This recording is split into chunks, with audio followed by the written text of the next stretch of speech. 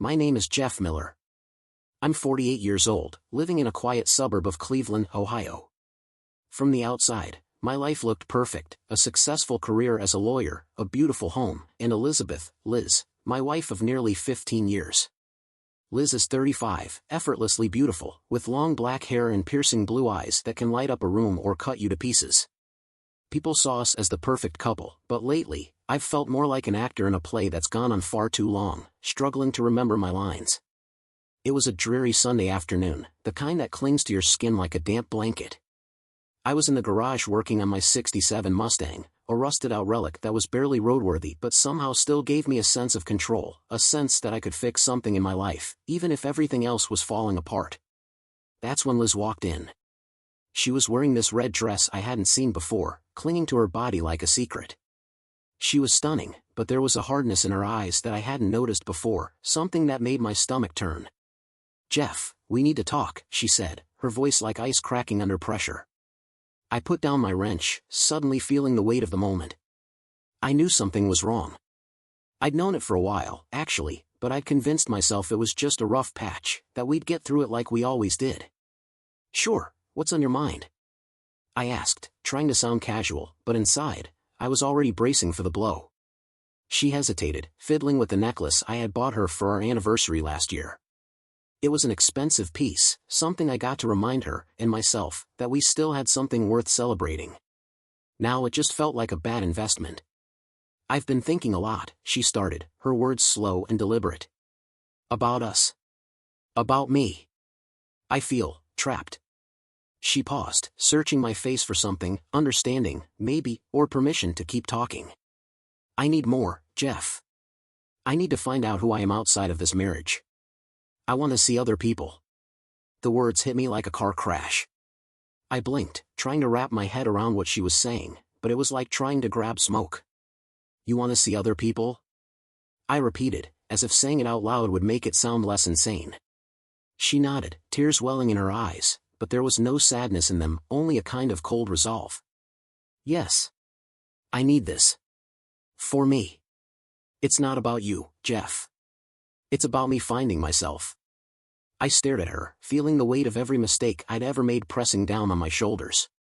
This wasn't just a bad dream, it was my life imploding right in front of me. I'd seen this coming, I realized, in the long, silent dinners, the late nights spent alone in separate rooms, the way she'd look right through me as if I was just another piece of furniture. I wanted to scream, to punch a hole in the wall, but all I could do was stand there, numb. "So that's it, huh?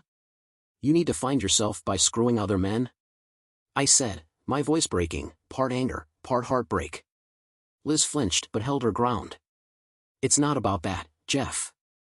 It's about feeling alive again, feeling something real. I still love you. I always will. But I need more." I turned away from her, my hands trembling as I wiped the grease off my fingers. I'd never felt so powerless. I walked past her without another word, got into my car, and drove off, not caring where I ended up. I just needed to escape the suffocating reality of what my marriage had become. The city blurred past me as I drove aimlessly, my mind racing with questions I knew would never have answers. How long had she felt this way? Had she already started seeing someone else? Was it my fault? The road stretched on, an endless loop of gray and black that matched the storm brewing inside me. I ended up in a rundown bar at the edge of town, the kind of place that doesn't ask questions, doesn't care about your problems. I ordered a whiskey and downed it in one gulp, feeling the burn in my throat as a brief but welcome distraction. I stared into the amber liquid, seeing nothing but my own reflection staring back, a face I barely recognized anymore. I'd always thought I could handle anything, that I was strong, resilient. But Liz's betrayal cut deeper than I could have ever imagined. I sat there for hours, nursing my drink and my wounds, until the bartender finally cut me off and sent me on my way. I drove back home, but it didn't feel like home anymore. Liz was already asleep, or at least pretending to be, so I crashed on the couch, my mind swirling with anger, sadness, and something else, determination. I wasn't going to let this break me. The next morning, I woke up with a stiff neck and a pounding headache, but I got up anyway. I had work to do, cases to handle, a life to keep moving forward. Liz was already in the kitchen, sipping coffee and scrolling through her phone like it was just another Monday. I watched her from the doorway, this stranger wearing my wife's face, and I realized that I couldn't let her dictate my life. I wouldn't be her doormat while she explored her so-called freedom. That afternoon, I called my best friend, Jim. Jim was a solid guy, the kind of friend who'd been there through thick and thin. We met back in college, and though life had taken us in different directions, we always found our way back to each other. Jim was Polish, and his real name was Jerzy, but no one could ever pronounce it right, so he just went by Jim. He ran a successful import business, was a tough guy with a heart of gold, and never sugarcoated anything. If anyone could help me make sense of this mess, it was him. We met at our usual spot, a dive bar by the lake where the beer was cold and the jukebox was always playing something depressing. As soon as I sat down, Jim knew something was up. "Jeff, you look like someone just kicked your dog." "What's going on?" he asked, his accent thick but comforting. I told him everything, Liz's sudden need to find herself, her plans to date other men, and my complete inability to make sense of any of it. Jim listened quietly, not interrupting until I was finished. Then he took a deep breath, leaned back in his chair, and said, "Jeff, you don't deserve this. If Liz wants to live like this, let her. But don't lose yourself trying to keep something together that's already broken." Jim's words were a slap in the face, but they were the kind I needed. I'd been so wrapped up in trying to figure out where I went wrong that I hadn't stopped to think about what I deserved. "You're right," I said finally, feeling a strange sense of relief. "I can't control what she does, but I can control what I do." Jim nodded, his expression serious. "Set some rules, Jeff. Don't let her walk all over you. And remember, you're not alone. I've got your back, no matter what." I left the bar feeling a little lighter, like maybe I wasn't completely adrift after all. That night, I confronted Liz, laying down the law in a way I should have done years ago. "If you want to see other people, fine. But you're not doing it while living under my roof. You can't have it both ways, Liz." She looked stunned, like she hadn't expected me to push back. For the first time, I saw the cracks in her confident facade, and it gave me strength. I didn't have all the answers, and I knew the road ahead was going to be rough, but for the first time since this nightmare started, I felt something I hadn't felt in a long time: hope. Not for my marriage, maybe, but for myself. I wasn't going to let Liz's choices define me. I was going to find my own way forward, no matter how dark things got. And maybe, just maybe, I'd come out stronger on the other side. The week after Liz's bombshell felt like I was living in a fog. I went through the motions, waking up, going to work, putting on a brave face for my colleagues, but inside, everything was hollow. Liz carried on as if nothing had changed, still spending time on her phone, still meeting friends and staying out late. The difference was, I no longer cared enough to ask where she was going or when she'd be back. I had already started distancing myself, both mentally and emotionally, bracing for the inevitable. Jim had been my anchor since I told him what was happening. We met almost every day after work, grabbing drinks or just talking by the lake. Jim had his own problems to deal with, though. He was in the middle of some serious legal battles over his family's property back in Poland. His brother had screwed up some paperwork, and now Jim had to fly back to Warsaw to deal with it. "I'm sorry to leave you in the middle of this, Jeff," he said, giving me a firm handshake. "But if I don't go now, the government will seize everything." I nodded, trying to keep my voice steady. "Do what you gotta do, Jim. I'll be fine." But it was a lie, and we both knew it. With Jim gone, I'd be losing the one person who kept me grounded. That weekend, Liz and I barely spoke. She moved into the guest room without a word, dragging her things down the hallway in the middle of the night like some ghost haunting our home. I spent most of my time in the garage, pretending to work on the Mustang but really just sitting there, replaying everything in my head. Every time I thought about her with someone else, my blood boiled. But I kept telling myself that anger was useless. I needed to think clearly. On Monday, I decided it was time to stop waiting around. I contacted a divorce lawyer, an old college buddy who had helped me with some legal matters in the past. I wasn't ready to pull the trigger yet, but I wanted to know my options. I needed to be prepared for whatever came next. We met for lunch in a small cafe downtown, the kind of place where no one knows you and no one cares what you're talking about. "So, what's the situation?" he asked, cutting straight to the point. I laid it all out: Liz's sudden announcement, her insistence on exploring other relationships, and my condition that she move out if she wanted to continue. He listened carefully, nodding as he sipped his coffee. You've got a good case for an at-fault divorce, especially if she starts seeing other men while you're still technically married, he said. But you need evidence. If she's cheating, document everything. Keep a record. Texts, photos, anything you can get your hands on. I nodded, feeling the weight of his advice. This wasn't just about my marriage anymore, it was about protecting myself, my assets, and my future. He gave me a few more pointers, including getting ahead of the financial side of things, closing joint accounts, securing valuables, and making sure Liz couldn't bleed me dry in a potential settlement. After our meeting, I went straight to the bank. I withdrew half of the money from our joint account and transferred it into a new one under my name only. I also collected any important documents, passports, and anything else Liz might try to use against me. I knew she'd be furious when she found out, but I was done playing nice. When I got home, Liz was on the phone, pacing around the living room. She glanced at me, her eyes narrowing, but didn't bother ending her call. I headed straight to my office and locked the door behind me. I pulled up her social media accounts, checking her posts, her tagged photos, anything that could give me a hint about what she was up to. Sure enough, there were a few new photos, Liz at a bar, surrounded by a group of guys I didn't recognize. One of them had his arm around her waist, and they were both smiling like they didn't have a care in the world. I took screenshots of everything, making sure I had the dates and captions saved. If she wanted to play this game, I'd be ready. I wasn't going to sit back and let her walk all over me. I kept telling myself that it wasn't about revenge, it was about survival. But deep down, I knew I was angry. I was furious. And I was determined not to be the fool who lost everything. The next day, Liz confronted me. She had found out about the money transfer and was livid. "What the hell, Jeff? You took half of our savings without telling me," she yelled, her voice echoing through the house. I stayed calm, sitting at the kitchen table with my coffee. "It's my money too, Liz. I'm just making sure I have enough to cover my expenses since you're busy finding yourself." She glared at me, but I didn't back down. I had spent too many years tiptoeing around her moods, trying to keep the peace. I wasn't going to do it anymore. She stormed out of the house, slamming the door behind her, but I didn't care. The locks were already changed, and her access was limited. If she wanted to play hardball, I was ready. A few nights later, I got a call from Jim. He was in Warsaw, dealing with the mess his brother had left behind. "Things are worse than I thought, Jeff," he said, his voice strained. "I might be here for a while.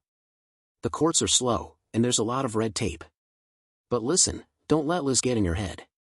You're smarter than this, man. You've got a plan. Stick to it." I thanked him, grateful for his unwavering support even from thousands of miles away. Hanging up, I felt more determined than ever. Jim was right. I needed to stay focused. The property division was coming, and I knew Liz would try to squeeze every last dime out of me if she could. I needed to be one step ahead at all times. As the weeks went on, Liz's behavior became more erratic. She'd stay out until the early hours of the morning, coming home reeking of alcohol and cheap cologne. I started documenting everything, keeping a record of her late nights and her new circle of friends. I even hired a private investigator to follow her when she was out. If she was going to drag me through the mud, I'd make sure I had enough evidence to show the world exactly who she was. One night, after another long day at work, I sat in the garage, staring at the Mustang. I'd been meaning to fix it up for years, but life kept getting in the way. Now, with Liz's betrayal and Jim's absence, the car felt like the only thing in my life that I could still control. I picked up my tools and got to work, losing myself in the familiar rhythm of turning wrenches and tightening bolts. It wasn't much, but it was enough to keep me going. Liz was spiraling out of control, but I wasn't about to let her drag me down with her. Jim would be back soon, and when he returned, we'd both be ready to face whatever came next. For now, all I could do was keep moving forward, one day at a time, and make sure that when the dust finally settled, I'd still be standing. Jim's absence hit harder than I expected. Without him around, the house felt emptier, the silence thicker. Liz was still living in the guest room, treating the place like a hotel she could come and go from as she pleased. Most nights, I barely saw her. She'd slip in late, whispering into her phone and making sure I noticed her lipstick smeared and hair tousled. It was her way of taunting me, a reminder of what she was doing when she wasn't home. But I was done being passive. Every time she walked through the door, I made a note of it. I kept my phone recording whenever we were in the same room, just in case she tried to twist the truth later. My lawyer's words kept echoing in my mind, document everything. One Thursday evening, just before dusk, I sat in my office, reviewing the latest report from the private investigator. He'd been tailing Liz for weeks, and his findings were piling up. Photos of her with different men, snapshots of intimate dinners, and late-night bar hopping. The investigator was thorough, even catching her sneaking into a hotel with a guy who looked like he just stepped off the cover of a romance novel, tall, tanned, with a smirk that made me want to put my fist through a wall. That same night, Liz came home reeking of cheap vodka and cigarette smoke. She wobbled through the front door, clearly drunk, and tossed her purse on the floor. I watched from the office, pretending not to care as she stumbled to the kitchen for water. She glanced at me, her eyes bloodshot but defiant. "Don't wait up, Jeff," she slurred, flashing a smile that was more of a sneer. "I'm going back out later." I didn't respond. I just watched her, knowing I had enough evidence to burn her whole fantasy life to the ground. The last thing I needed was a fight that she'd use against me later. Instead, I waited until she disappeared into her room, then quietly locked the office door and began organizing the files from the investigator, ready to send them to my lawyer in the morning. The next day at work, I could hardly focus. Every email, every meeting felt like a distraction from what I really needed to do, secure my future before Liz could dismantle it any further. At lunch, I stepped outside and called Jim. He was still stuck in Poland, buried in his own legal mess, but he picked up on the second ring. "Jeff, how are things?" he asked, his voice heavy with exhaustion. "Same old," I replied. "Liz is spiraling. I've got evidence piling up. How's the property division on your end?" Jim sighed. "A nightmare. Courts here are slow, and my brother's screwed up half the paperwork. I'll be lucky if I'm back before Christmas. But don't let up on your end, man. You've got to stay sharp. Liz will come at you hard when the time comes. Be ready." "I am," I said, though the truth was, I felt like I was juggling too many plates and any wrong move could send them crashing down. But Jim's words were a reminder that I couldn't afford to relax. I had to be relentless. The following week, Liz's behavior escalated. She started coming home with random men, letting them drop her off at the curb. I watched from the window as she kissed one of them goodbye, their silhouettes tangled in the dim glow of the streetlight. It was a clear message. She didn't care who saw or what I thought. She was daring me to react, to lose my temper, to make a scene. But I didn't give her the satisfaction. I kept my cool, my emotions locked down tight. I played the long game, knowing that every reckless decision she made was another point in my favor when it came time to settle this mess. One evening, Liz tried to provoke me directly. She cornered me in the kitchen as I was making a sandwich, her breath heavy with alcohol. "You think you're smart, don't you, Jeff?" she spat, her words dripping with venom. "You think you can control me with your little rules and conditions? Well, guess what? I'm still here, and there's nothing you can do about it." I didn't flinch. I calmly put down the knife and turned to face her. "I'm not trying to control you, Liz. I'm just making sure you don't take everything I've worked for." My tone was even, but the challenge in my eyes was unmistakable. Liz scoffed, flipping her hair back as she turned away. "You're pathetic," she hissed before storming off to her room. As the weeks went by, I kept tightening my grip on anything that mattered, bank accounts, assets, and personal items. I canceled the credit cards linked to our joint account, took my name off her car insurance, and changed the garage code again just for good measure. I also installed a security camera out front to monitor her comings and goings. Every day felt like a chess match, and I wasn't about to let Liz get the upper hand. One day, I found a letter in the mailbox addressed to her, marked urgent. The return address was a law firm downtown, likely her own lawyer getting ready to serve me. I wasn't surprised, but it still made my blood run cold. I took the letter inside, tossed it on the dining room table, and waited for Liz to find it. When she did, she just smirked, holding it up like a trophy. "Guess it's game on, huh?" she said, tearing it open with a flourish. I didn't respond. I didn't need to. I had my own cards to play, and she had no idea what was coming. The next evening, Jim called me late, his voice buzzing with frustration. "It's worse, Jeff. My brother's an idiot. He lost half the paperwork, and now the judge is delaying everything. I'm stuck here for at least another month." I clenched my jaw, the weight of Jim's absence settling heavier on my shoulders. I hear you, man. But don't worry about me. I'm handling it. And I was, but barely. Liz was ramping up her games, and the house felt more hostile with every passing day. The division of property loomed closer, and I knew that Liz was angling to get as much as she could. But I was already a step ahead, securing assets, documenting everything, and staying calm in the face of her provocations. Liz's late nights were taking their toll. She'd crash into the house at all hours, leaving a trail of empty wine bottles and discarded clothes as she staggered to her room. It was like living with a teenager who had no boundaries, and every morning, I found myself cleaning up her messes, mentally filing away each piece of evidence. One night, I finally reached my breaking point. Liz came home with some guy, a muscular, tattooed meathead with a smug grin plastered on his face. They stumbled in, laughing loudly, as if the house was their personal playground.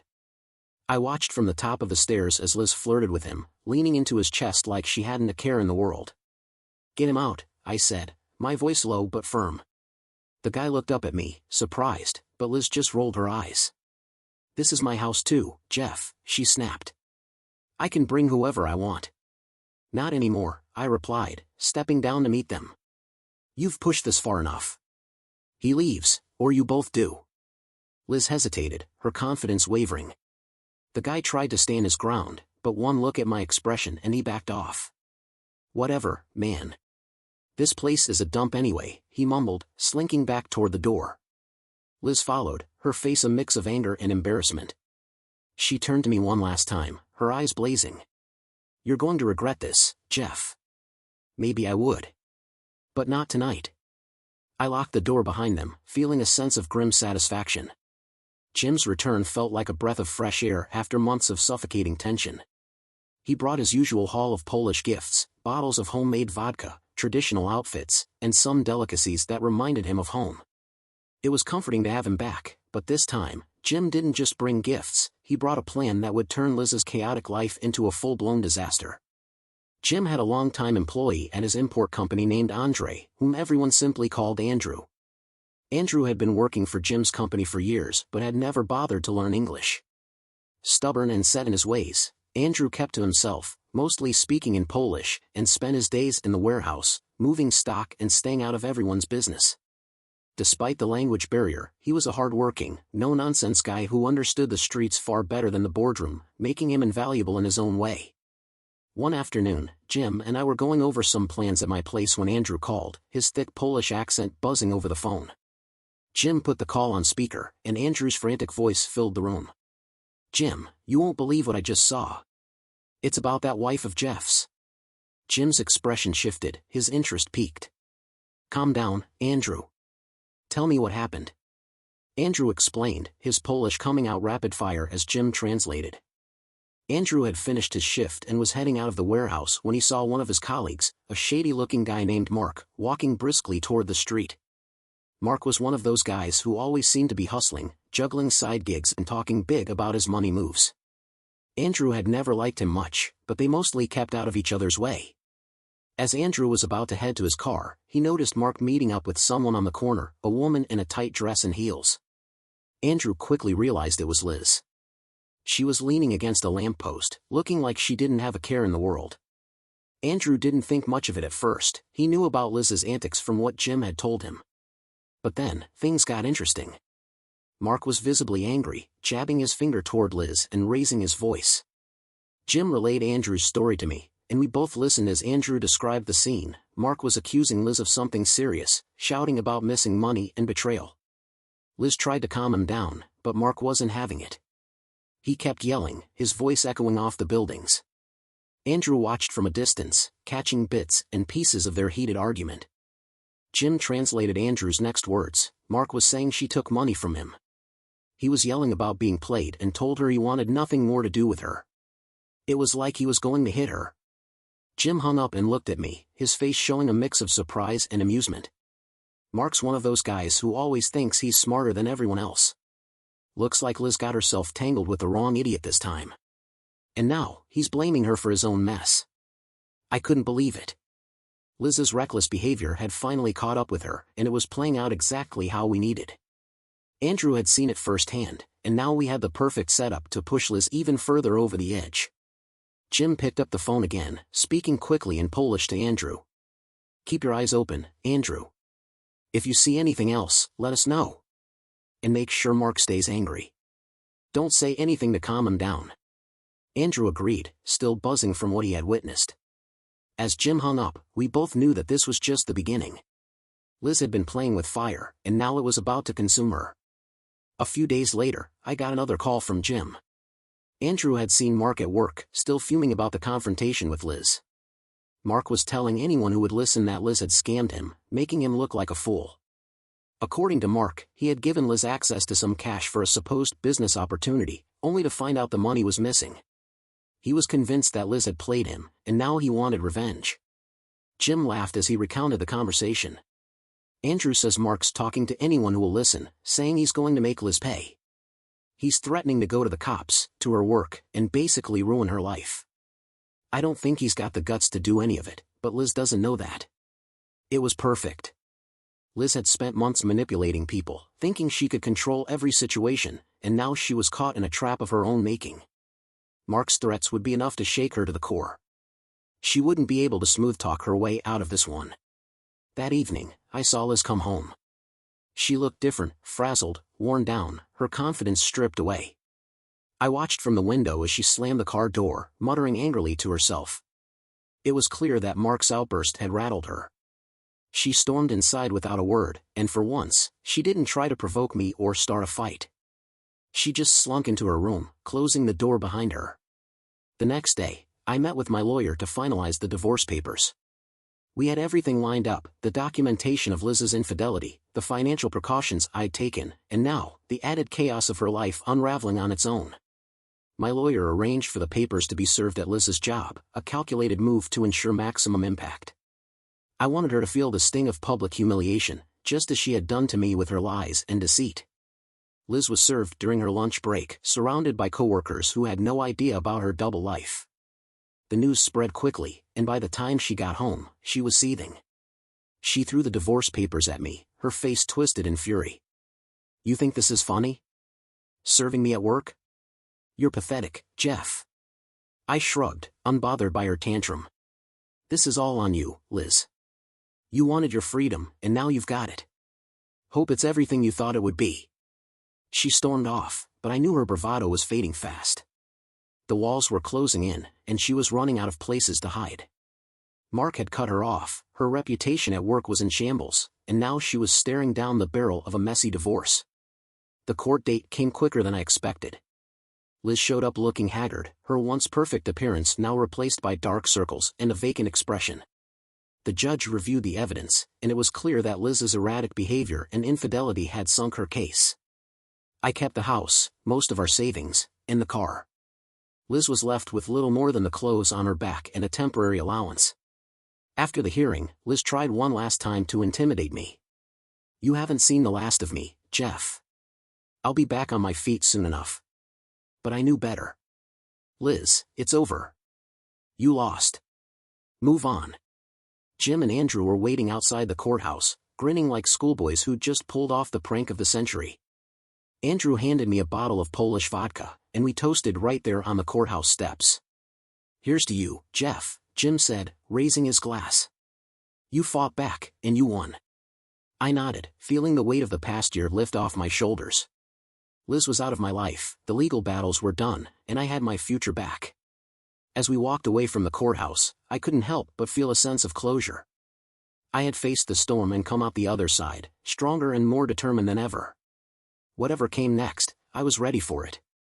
A month had passed since the divorce hearing, and life was slowly settling into something resembling normal. Jim and I kept in touch almost daily, and Andrew continued to work at Jim's company. It was a strange comfort having Andrew around. His broken English was still rough, but he seemed to understand much more than I had initially thought. One evening at Jim's place, Andrew casually switched from Polish to surprisingly decent English mid-conversation. "You know, Jeff," Andrew said with a heavy accent, but clearer than ever before, "I understood everything Mark yelled at Liz that day. His English isn't hard to follow when he's angry." I looked at him, stunned. "Wait, you understood all of that? How long have you been following along without saying anything?" Andrew shrugged, grinning. "Long enough. It's easier to listen when people think you don't understand. We all laughed, but it struck me just how much Andrew had been aware of, silently observing as things around us unraveled. I respected him more than ever. He was the kind of quiet ally you never saw coming, but who was always watching your back. It was thanks to him that we had an inside look at Liz's downfall.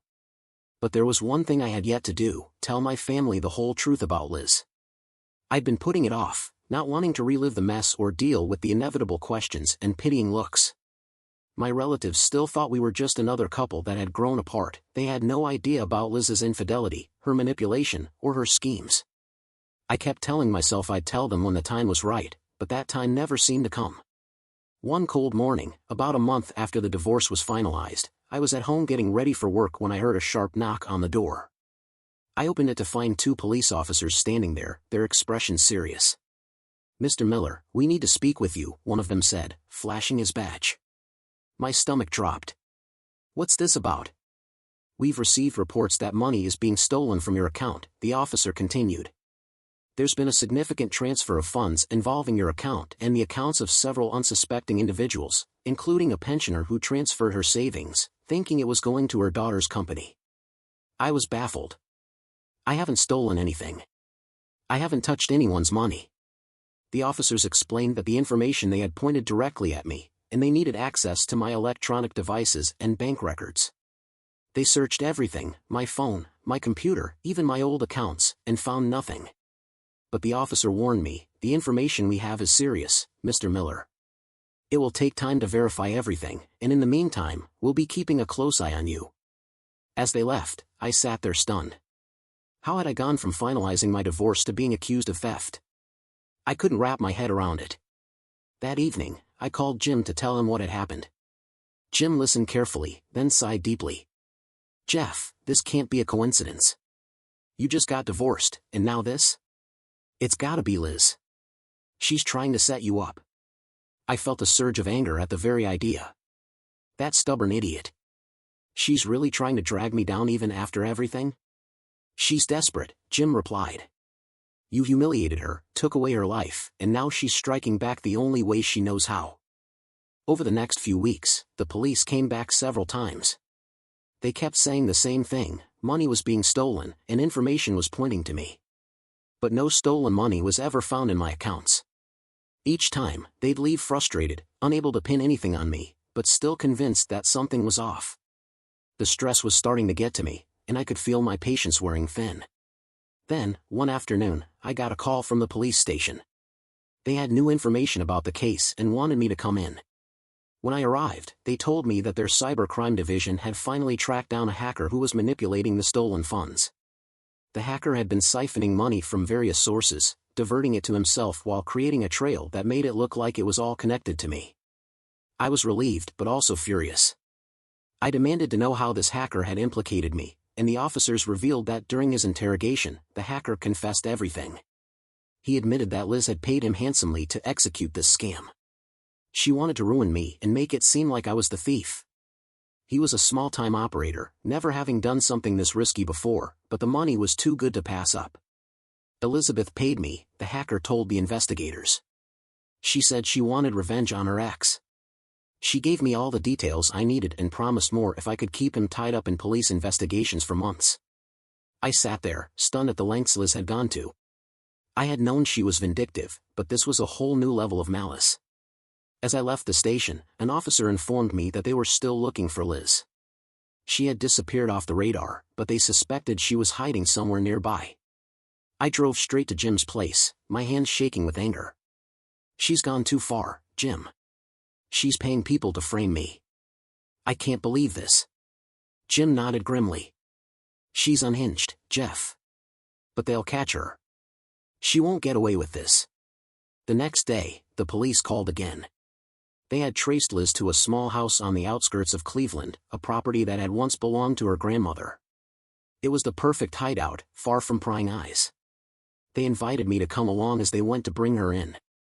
I wanted to confront her, to ask her why she couldn't just leave me alone. When we arrived at the house, the officers went inside first. After a few minutes, one of them came out, looking pale. "Mr. Miller, you'd better come in." I walked in, and my heart sank. There, on the floor, was Liz, lying lifeless with a gun beside her and a small, bloodied hole in her head. The room was eerily quiet, save for the sound of my own heavy breathing. I stood there, unable to process what I was seeing. Liz had taken the ultimate escape. Investigators were called to the scene, and her body was taken away for examination. Over the following days, it was confirmed as a suicide. The assumption was that Liz had received word that the hacker was caught and knew the police were closing in on her. She must have realized that she'd never be able to face me again after everything she had done, and the thought of prison was more than she could bear. I sat alone in my house that night, the reality of it all crashing down on me. Liz was gone, and with her, all the pain, anger, and betrayal that had filled the last few years of my life. I was relieved, but also shocked at how far things had spiraled out of control. A few days later, Jim and I met up at the same bar where this nightmare had begun. We sat in our usual spot, nursing our drinks in stunned silence. "I can't believe she did this," Jim said, shaking his head. "We always knew she was a piece of work, but I never thought it would end like this." I stared at my glass, feeling a mix of emotions I couldn't quite name. She was stubborn to the very end, Jim. She'd rather die than face up to what she'd done. We sat there, letting the weight of it all sink in. Liz's funeral was small and quiet, with no priest presiding over the service, just a handful of family members and curious onlookers. I went, but only for appearances. As the casket was lowered into the ground, I felt nothing. For me, Liz had been gone long before that day. This was just the formal end to a chapter one was ready to close. As Jim and I finished our drinks, we made a silent pact: we would bury this story along with Liz. We would never speak of her again, never let her memory poison our lives any further. Liz had chosen her path, and now it was time for us to move on, leaving the past exactly where it belonged, buried and forgotten. "You know, I remember I said when I left the court, whatever happens I will be prepared for it."